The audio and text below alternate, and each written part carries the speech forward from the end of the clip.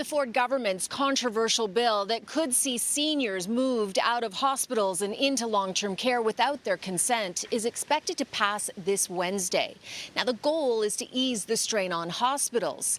And they're also wondering if these people will have to be forced to pay or unless they leave. Now, the government's plan, as I said, is to ease the strain on hospitals, but will it actually make a big difference?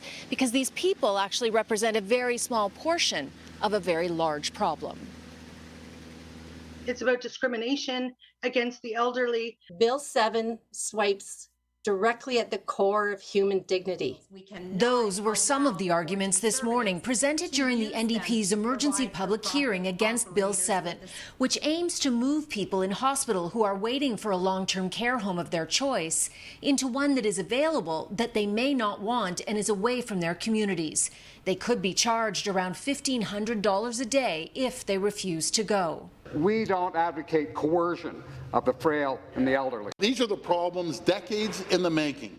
It's true, this has been a long-standing issue. Roughly 24% of people in hospital should be in an alternate form of care, taking up precious beds.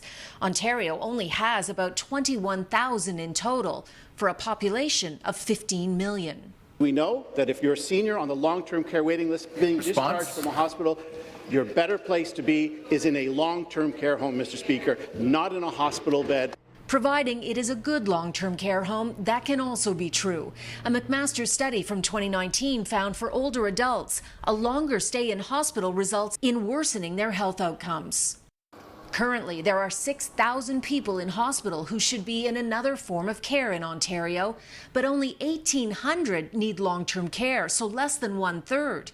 In other words, they are a small portion of the larger issue. Why is this government completely ignoring the long-standing problems in home and community care? Home care is a whole other piece of the puzzle. By improving our home and community care supports, we could actually see more people not have to face the alternative of simply waiting in hospital for a long-term care bed, when we know that the Canadian Institutes of Health Information tells us at least 1 in 10 people waiting for long-term care currently, and upwards of 30%, are people who could be supported in the community if there was adequate home and community care services available. But government data shows the wait list for home care has almost 16,000 people on it. That number has tripled in the last 4 years. In its latest budget, the Ford government is increasing home care by $1 billion over 3 years. Getting the system built up to meet the need will take time.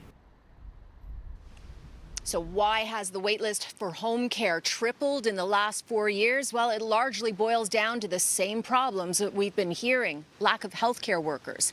And a nurse or a PSW can make significantly more working in a hospital than in home care. Again, this bill for long-term care and seniors is expected to pass on Wednesday.